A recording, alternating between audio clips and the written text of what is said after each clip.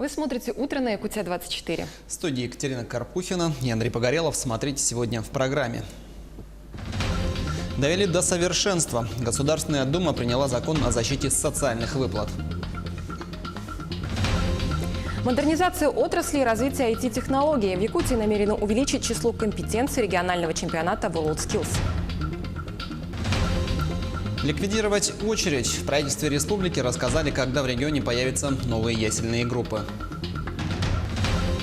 Игры по-взрослому. Участников «Дети Азии» проверяют на допинг.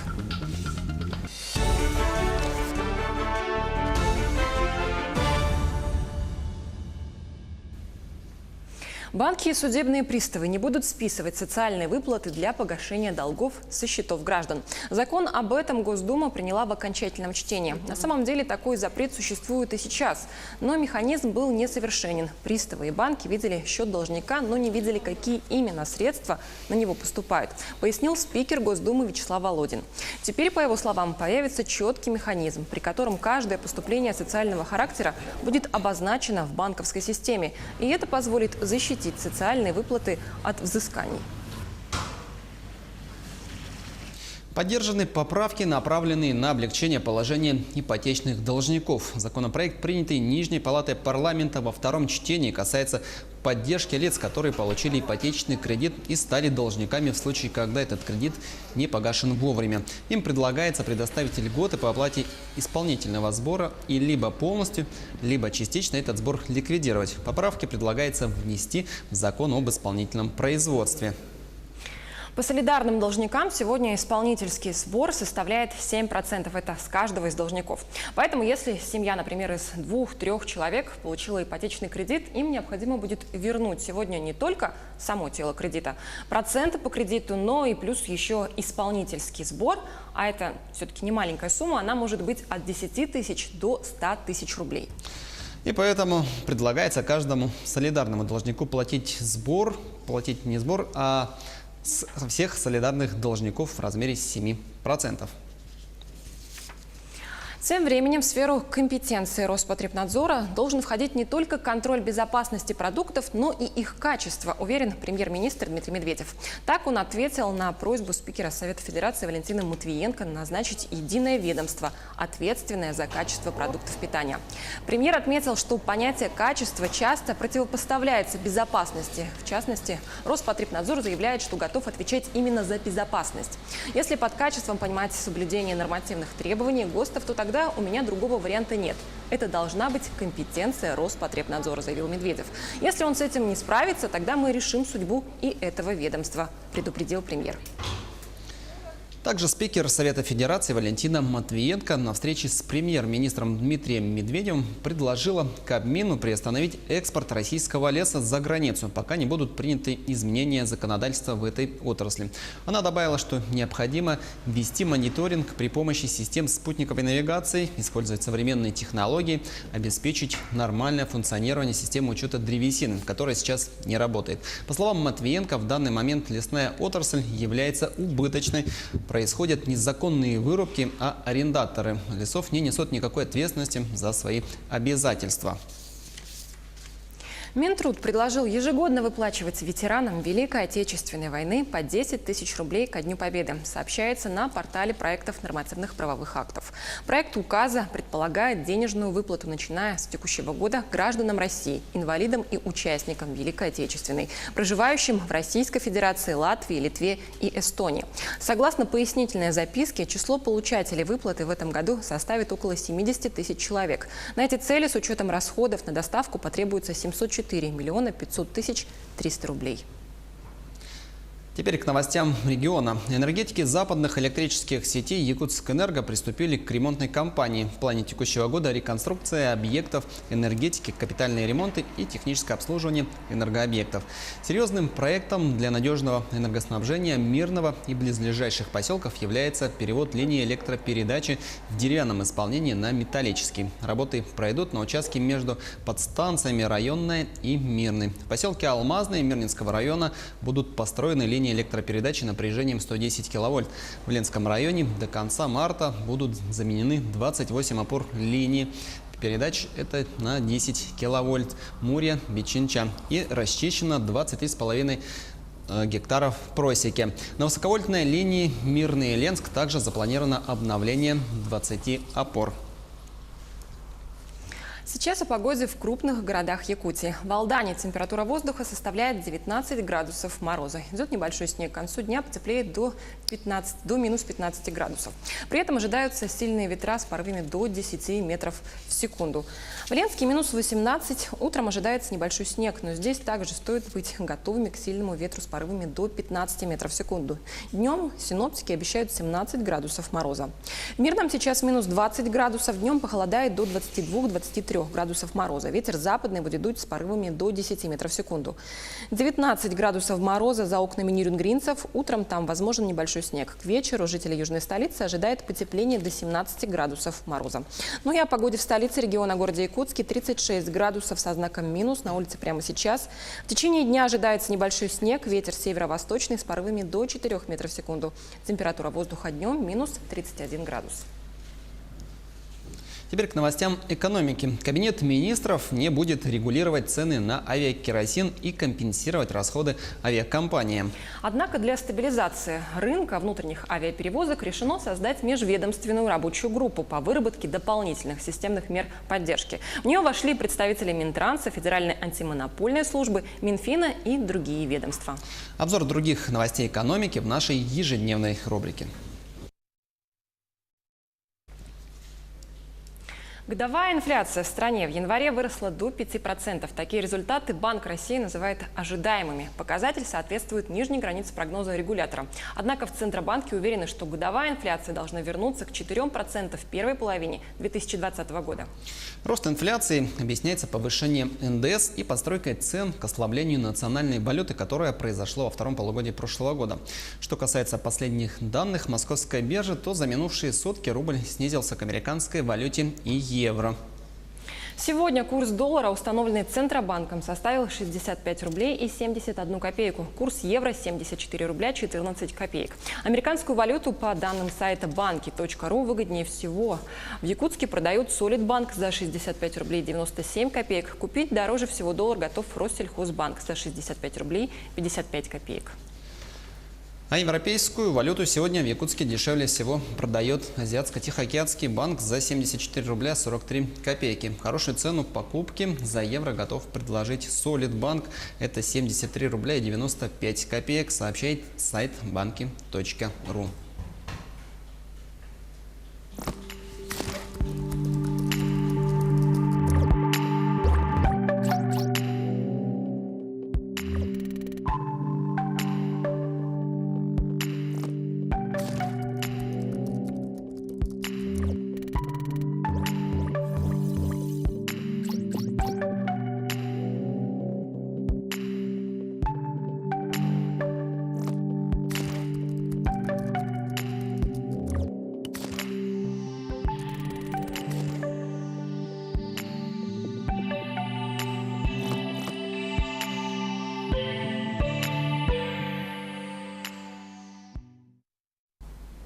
Сейчас время других новостей. Оживленные дебаты вместо лекций. Почему воронежские ученые разделились на два лагеря? И озеро Надежды. Дачники Мирнинского района продолжают отстаивать свои права. Обо всем этом смотрите прямо сейчас.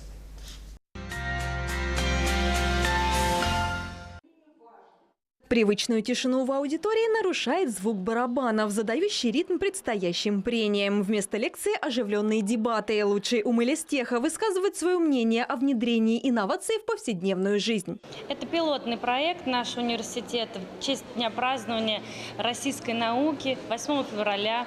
Мы собрали здесь студентов, аспирантов, магистрантов, ученых и молодых, и именитых для популяризации цифровой экономики, ее перспектив развития, потому что это понятие для нас новое.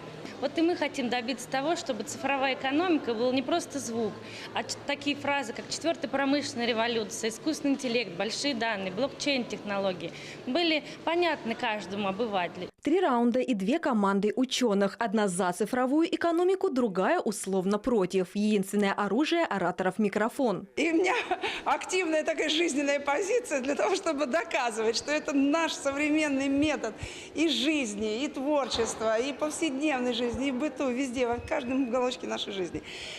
Но у меня есть противники, и противники довольно солидные, серьезные, профессора наук, доктора, которые тоже будут доказывать, что нельзя полностью машинизировать наш разум.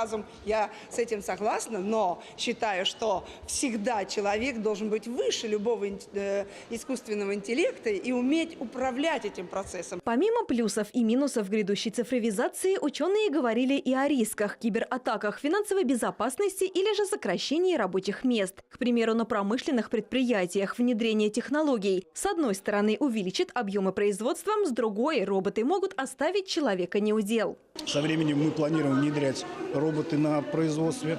То есть не будет стоять человек, который будет стоять за станком, а будет ходить робот, обслуживать несколько станков, казаков и наладчик. То есть там будет программа внедрена, будет контроль. Должна быть какая-то государственная программа переориентирования людей на другие профессии, с одной стороны. Но с другой стороны, как директор предприятия машиностроительного, хочу сказать, что на данный момент есть, наоборот, большая нехватка кадров именно рабочих профессий. Такие понятия, как роботизация, 3D-моделирование, цифровая экономика уже плотно вошли в привычный учебный процесс студентов лесотехнического университета. Но и о научной деятельности забывать не стоит. Преподавательский состав уверен, что несмотря на внедрение любых технологий, последнее слово останется за человеком. В августе минувшего года обильные осадки стали для фактически брошенной дамбы катастрофой. Небольшой ручей превратился в стремительную реку шириной в 100 метров. Снося все на своем пути, в том числе и участок дороги, вода из дачного водоема ринулась вниз, оставив после себя лишь ржавые трубы и несколько десятков карасей. Водоем в этом месте был сооружен еще в конце 80-х специально для приусадебных хозяйств. Полить картошку, морковь, цветы за короткое северное лето здесь вполне можно вырастить хороший урожай, была бы вода. Но озера не стало. Глава района уверен, все в руках владельцев приусадебных участков. Руководство компании летало над 13-м километром, и после того, когда она увидела поля для гольфа, бассейны и так далее, приличные сооружения на 13-м километре, вопрос у них, как бы сказал, а интересно, а для кого же тогда это? Люди могут сами дачники построить. С таким заявлением согласны не все, ведь и до ЧП с озером у дачников хватало проблем. Садоводы все время жаловались на отсутствие воды на своих участках. Вот у меня, значит, труба, она открытая, но уже 5 лет с нее не капает ни одной капли воды. Вода на тот момент в озере была, но не работали насосы. И все от того, что за гидротехническим сооружением не было надлежащего контроля. На кадастровом учете ни дамба, ни насосная станция не состоят.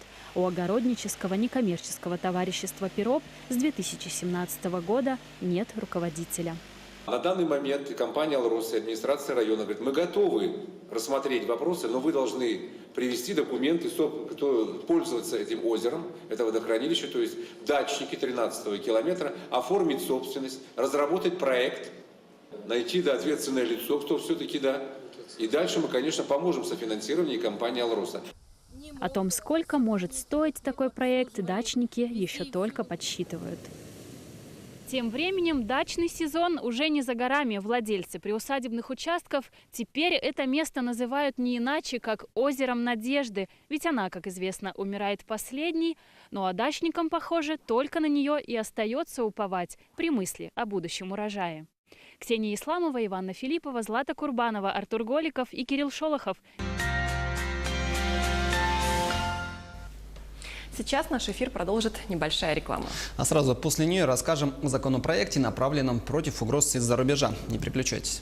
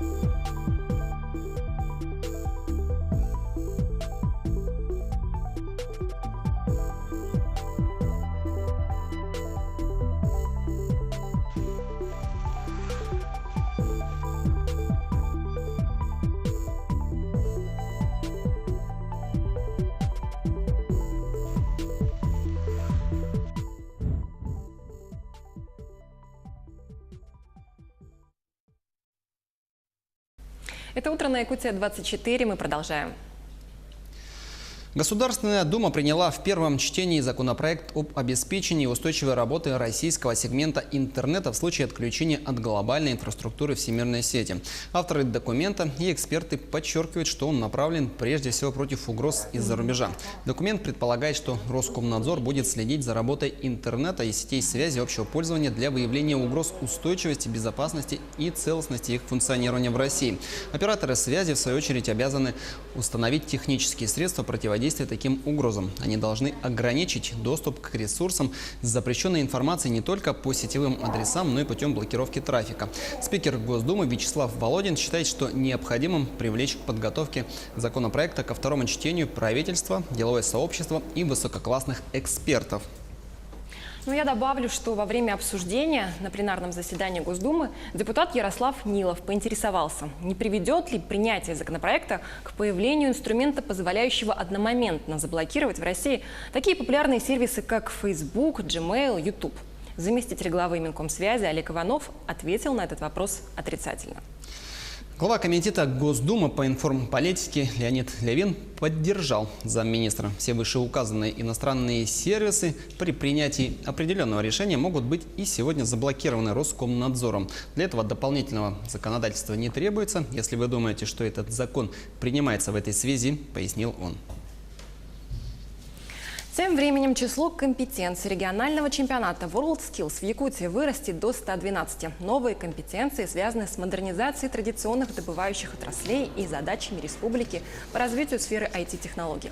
Задача WorldSkills – приблизить профобразование к местам производственной деятельности. Поэтому региональный чемпионат проходит на 29 площадках в 10 районах республики. В этом году на региональном этапе количество проводимых компетенций увеличилось с 60 в прошлом году до 112 по 3 возрастным категориям, рассказал первый замминистра образования и науки Якутии Михаил Присяжный. Чемпионат пройдет с 18 по 26 февраля для всех возрастных категорий. В Якутии до 2021 года откроется 5000 мест в детских садах. Об этом Якутскому Сахаинформационному агентству сообщил министр образования Якутии Владимир Егоров. Это касается создания ясельных групп для детей в возрасте до 3 лет. В них за 3 года должно появиться 5014 мест. Что касается ликвидации очереди в детские дошкольные учреждения для детей 3-7 лет, с этой задачей Министерство образования продолжает бороться за счет строительства объектов и замены ветхих зданий. Добавим, что из этих 5000 мест значительная часть будет открываться в городе Якутске. Таким образом, потребность в детских садах должна быть закрыта до 2021 года. Проект строительства физкультурно-оздоровительного комплекса в Ленске оценили в 14 миллионов рублей. Уже заключен контракт на подготовку проектно-сметной документации на строительство объекта. Аукцион на проведение этих работ стоимостью 14 миллионов рублей выиграла якутская фирма «Якутагропром». Проект. Средства на начальный этап уже заложены в муниципальном бюджете. Однако район рассчитывает, что финансирование крупного спортивного объекта будет происходить из 3 источников – районного и республиканского бюджетов, а также за счет средств компании «Газпром». Планируется, что крупный спортивный объект появится на бульваре Ягнышева в городе Ленске. А далее о наиболее заметных и значимых событиях Нерюнгринского района расскажет Александра Цыбикова. Доброе утро! Сегодня состоится отчет Молодежного совета при главе города Нерюнгри Леонида Олейник. Целью работы Молодежного совета является определение приоритетных направлений работы с молодежью, повышение правовой и политической культуры, подготовка и приобщение к социально активных молодых людей к управленческой инициативной деятельности. Какая работа была проделана советом, мы узнаем сегодня. С 1 января текущего года введена новая система обращения с твердыми коммунальными отходами. Мы решили узнать у населения, появилась ли разница в качестве стоимости или обслуживания. Напомним, ранее плата за вывоз мусора входила в состав жилищных услуг. Но с начала текущего года услуга стала коммунальной и именуется обращение с твердыми коммунальными отходами. Стоимость данной услуги складывается из 2 составляющих – тарифа регионального оператора и норматива накопления твердых коммунальных отходов на одного человека. В республике тарифы утверждены постановлением правительства и в зависимости от зоны обслуживания регионального оператора варьируются приблизительно от 105 до 140 рублей в месяц с человека. Об этих и других событиях в Нерюнгринском районе мы расскажем подробнее сегодня. Сейчас расскажем о погоде в крупных городах Якутии. В Алдане температура воздуха составляет минус 19 градусов мороза. Идет небольшой снег, к концу дня потеплеет до минус 15 градусов. При этом ожидаются сильные ветра с порывами до 10 метров в секунду. В Ленске минус 18, утром ожидается небольшой снег, но здесь также стоит быть готовыми к сильному ветру с порывами до 15 метров в секунду. Днем синоптики обещают 17 градусов ниже нуля. В Мирном сейчас минус 20 градусов, днем похолодает еще на 2-3 градуса. Ветер западный будет дуть с порывами до 10 метров в секунду. Минус 19 сейчас за окнами нерюнгринцев. Утром там возможен небольшой снег. К вечеру жителей южной столицы ожидает потепление до 17 градусов. Ну и о погоде в столице региона, в городе Якутске. 36 градусов со знаком минус на улице прямо сейчас. В течение дня ожидается небольшой снег. Ветер северо-восточный с порывами до 4 метров в секунду. Температура воздуха днем составит минус 31 градус. Руководитель нюрбинского предприятия дисквалифицирован за невыплату заработной платы. Долг перед работниками МТС «Нюрба-Агро» составил более 1 миллиона рублей. Кроме того, прокуратура района выявила, что на предприятии трудовое законодательство ранее нарушалось неоднократно. Генеральный директор привлечен к административной ответственности в виде дисквалификации сроком на 1 год. О других происшествиях готовы рассказать наши коллеги. Сегодня в Якутии отмечают День родного языка и письменности. Как сохранять и развивать языки народов Севера? Помогут ли в этом современные технологии? Каков интерес к языкам коренных народов Севера, других народов, проживающих в Якутии? Есть ли возможности изучения для всех желающих? Об этом мы сегодня поговорим с гостем студии, заведующей культурно-образовательным центром Национальной библиотеки Якутии Дарьей Мартыновой. Дарья Васильевна, здравствуйте. Здравствуйте. Здравствуйте. Дарья Васильевна, если говорить о нынешнем состоянии языков коренных народов Якутии, как можно оценить степень владения языками самими представителями этих народов? Если говорить о якутском языке, то дела обстоят более или менее стабильно. То есть якутское население, оно сейчас по сравнению с прошлыми годами владеет якутским языком, разговаривают. Есть русскоязычные представители народа Саха, но их очень мало. А что же касается представителей коренных малочисленных народов Севера, то тут немножко проблемно, потому что языками коренных народов сейчас владеют очень мало людей и в основном в местах компактного проживания, то есть в районах. Почему сейчас у нас такая ситуация сложилась, что все меньше людей владеет коренными языками? Ну, скорее всего, это зависит от востребованности языка. Допустим, у нас 2 государственных языка, как мы знаем, это русский и якутский, и все дело производства у нас ведется на русском и якутском языках. А официальные языки, они являются как бы языком только общения между, допустим, сородичами, между родными. Но уже сейчас разрабатываются различные мобильные приложения, да, видеоуроки для изучения языков малочисленных коренных народов Севера. Вот насколько, на ваш взгляд, этот формат будет востребован вообще? Ну, думаю, этот формат будет востребован, потому что сейчас в основном молодежь сидит в гаджетах, во-первых, даже не только молодежь, но и наше старшее поколение. У каждого есть смартфон, и мобильное приложение, думаю, в этом поможет.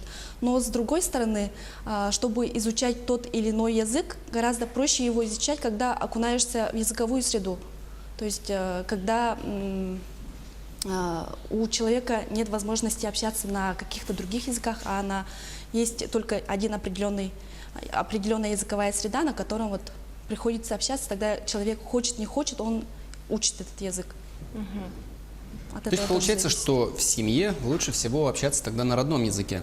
То есть прививать с детства детям знания родного языка, так получается? Да, разумеется, все знания родного языка вообще, они идут, во-первых, от семьи, потом уже от школы и от общества в целом. Ну 5 лет назад в столице региона проходили курсы по изучению якутского языка. Притом они были популярны не только среди якутов, которые не знают родного языка, но и среди представителей других национальностей. Сейчас какова эта тенденция? Сохранилась ли она? Есть ли какой-то определенный интерес и с чем это связано?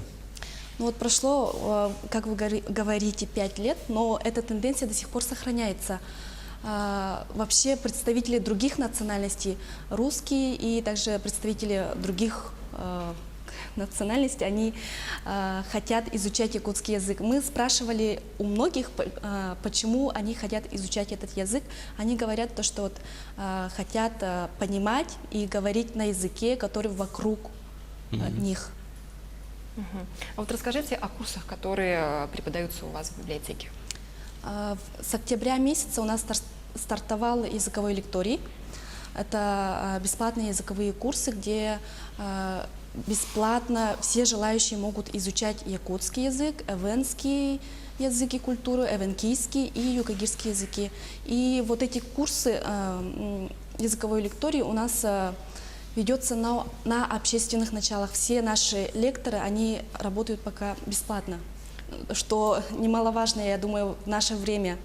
А где вы нашли вот лекторов, допустим, юкагирского языка? Он вымирающий. Носителей вообще минимальное количество по республике. Лектором юкагирского языка является лаборант Института гуманитарных исследований Курилова Ладина Гавриловна. Мы с ней заочно были знакомы. Я сама тоже представительница малочисленного народа, по национальности я авенка. И тоже общаюсь со своими сородичами, с представителями вот других национальностей, да. И мы с ней были знакомы, и предложила вот стать и лектором на наших языковых курсах. Ну, то есть, получается, любой желающий может обратиться к вам и пройти вот такие курсы. А как часто они проходят? Якутский язык у нас 4 раза, у нас 4 группы по якутскому языку, у нас 2 начинающие группы и 2 продолжающие группы. По якутскому языку у нас был вообще ажиотаж. После Нового года мы разместили объявление в социальных сетях о том, что вот набираем группу по якутскому языку. Мы рассчитывали вообще набрать одну группу, в количестве около 10-12 человек. Но у меня телефон вообще разрывался, и желающих оказалось настолько много, что нам пришлось найти еще других преподавателей. Сейчас у нас 4 лектора по якутскому языку и 4 группы, в среднем где-то по 10 человек. А кто слушатели? В основном молодежь к вам обращались или вот, наоборот старшее поколение? Ну, есть и молодежь, но большая часть это люди среднего возраста, которые уже работают. И также есть старшее поколение, людям, которым за 60, за 70 лет. Ну, с якутским понятно, а другие языки, насколько они популярны у вас? Если вот по якутскому языку к нам приходят люди разных национальностей, то по языкам коренных малочисленных народов Севера к нам приходят представители этих народов сами, которые вот по тем или иным причинам, к сожалению, утратили свои языки. Или же те, которые немножко подзабыли и хотят возобновить свое изучение. Ну, мне хотелось бы все-таки вернуться к якутскому языку. Существует такое мнение, что представителям азиатских стран легче дается обучение якутскому языку. Так ли это на самом деле или нет? Или методика может быть разная по обучению как раз-таки представителей разных народов? Ну, вообще стоит сказать, что у нас 4 лектора по якутскому языку, и у каждого нашего лектора своя методика, свой стиль преподнесения материала. И мне не кажется, я не думаю, что это зависит от национальности. То есть у нас есть представители кавказской национальности среди слушателей, которые очень хорошо уже начинают понимать. Большая часть у нас понимающие люди, которые понимают, но не могут говорить. То есть от национальности это не зависит. Ну, это уже хорошо, когда понимаешь, о чем идет речь, да? А за сколько времени, за какой период, да, можно овладеть разговорным языком? Это, во-первых, зависит от самого слушателя, от его мотивированности, от его желания. И если он будет посещать вот наши лектории без пропусков, если он будет постоянно практиковаться, если будет языковая среда, то можно даже за 3 месяца вполне научиться говорить. А есть ли подобные языковые лектории в библиотеках в других городах республики? Насчет других городов не могу сказать, но в районах, в населенных пунктах, на примере Национальной библиотеки уже начинают открываться подобные языковые лектории. Например, в Момском районе у них уже работает вот такой клуб по изучению языка и культуры, да? Совсем скоро откроется в Оленёкском районе, и также в Устьянском районе тоже хотят открыть подобные лектории. И в других районах тоже. Сегодня в Якутске проводится очень множество мероприятий, посвященных Дню родного языка и письменности. К примеру, такой необычный, наверное, формат, как Всероссийский чемпионат по чтению вслух под названием «Открой рот». А есть ли в вашей библиотеке подобные курсы чтецов? Конкурсы чтецов, разумеется, мы планируем в этом году 3 конкурса чтецов. Это конкурс чтецов на языках коренных малочисленных народов Севера, который проходит в течение вот этого февраля. Также у нас будет конкурс чтецов, посвященный юбилею Пушкина. И еще один, также будет еще один конкурс чтецов, который пройдет чуть позже, ближе к осени. Стоит немножко остановлюсь на конкурсе чтецов на языках коренных малочисленных народов Севера. Мы принимаем конкурсные работы в видеоформате. То есть люди записывают на видео, там, где они декламируют прозаическое или поэтическое произведение автора на языке малочисленного народа Севера. И длительность видео она не должна превышать 5 минут. Дарья Васильевна, большое спасибо, что ответили на наши вопросы. Это было актуальное интервью. Говорили мы сегодня о сохранении и изучении родных языков.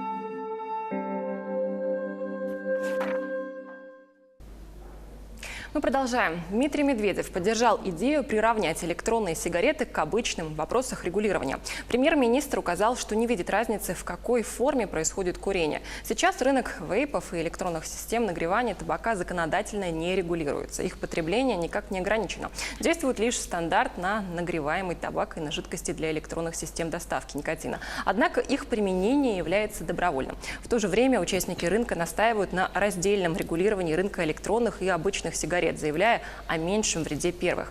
А эксперты отмечают, что решение правительства об отказе от раздельного регулирования может привести к гибели индустрии электронных систем нагревания табака и вейпов.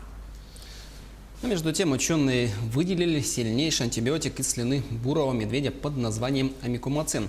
Он вырабатывается микроорганизмами, которые были выделены из слюны сибирского бурого медведя. Этот подвид обитает на просторах северо-востока Евразии, в том числе и на обширной территории России от Енисея до Дальнего Востока. Ученые отобрали пробы слюны нескольких представителей вида, и им удалось обнаружить долгожданный антибиотик. Новое вещество, выделяемое медвежьими помощниками, уже показало очень хорошие результаты при испытании в лабораторных условиях. Конечно, ученым предстоит еще целая череда тестов и экспериментов, но амикумацин уже на него возлагают большие надежды. Мы переходим к новостям спорта. Определены участники группового этапа Кубка мира по вольной борьбе в Якутске. В нем примут участие 8 лучших команд по итогам чемпионата мира. Это сборные России, США, Кубы, Грузии, Монголии, Турции, Ирана и Японии. Соревнования пройдут 16 и 17 марта в Центре спортивной подготовки «Триумф». Этот ежегодный командный турнир считается одним из самых ярких событий в международном календаре спортивной борьбы. Напомню, впервые Россия принимала данные соревнования в 2007 году в Красноярске. Мы ведем работу по всем направлениям, которые определены распоряжением главы Республики Саха-Якутия. Есть у нас комиссия по размещению, питанию, по проведению спортивных мероприятий, по подготовке спортивных объектов и так далее. 12 комиссий, все они работают. Сегодня самым, наверное, актуальным является вопрос подготовки спортивной арены. Сегодня там проводятся подготовительные работы, практически спортивная арена подготовлена. Значит, и все мы делаем согласно технических требований регламента UVV.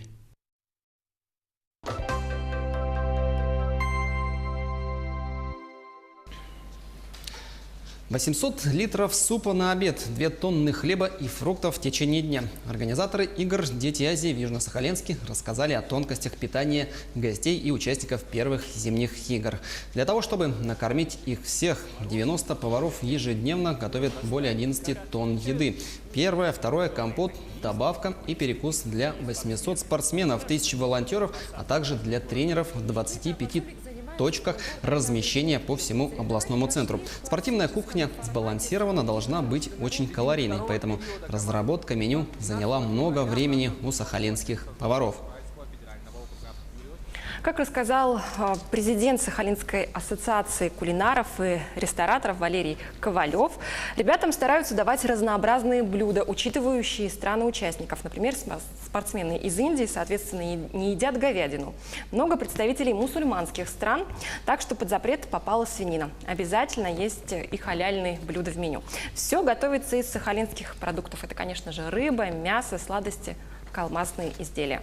Молодым организмам атлетов требуется более 5500 килокалорий. Именно с такими расчетами готовится и меню. Особенно насыщенным получается завтрак. На него приходится практически треть всего дневного рациона. Но в течение всего дня участники игр стараются, конечно же, предложить на выбор несколько горячих блюд и разнообразные салаты. И, конечно же, закуски. Что касается самих соревнований, то накануне сборная Якутии завоевала первую медаль на играх «Дети Азии». 16-летний биатлонист Николай Максимов в гонке на 10 километров занял второе место. В общем командном зачете с 19 медалями по-прежнему продолжает лидировать команда из Кореи. На втором месте произошли изменения. Первая сборная Сахалинской области обошла спортсменов из Москвы на 1 медаль. В десятку лучших попала и наша сборная. В копилке Якутии пока 1 медаль. Также стоит отметить, что впервые в истории международных игр «Дети Азии» были включены антидопинговые программы. Это коснулось шорт-трека и фигурного катания. Введение данных программ связано с требованиями международных федераций. Первые результаты будут известны уже через 2 недели. Ну а пока о других результатах российских и якутских спортсменах расскажут наши коллеги.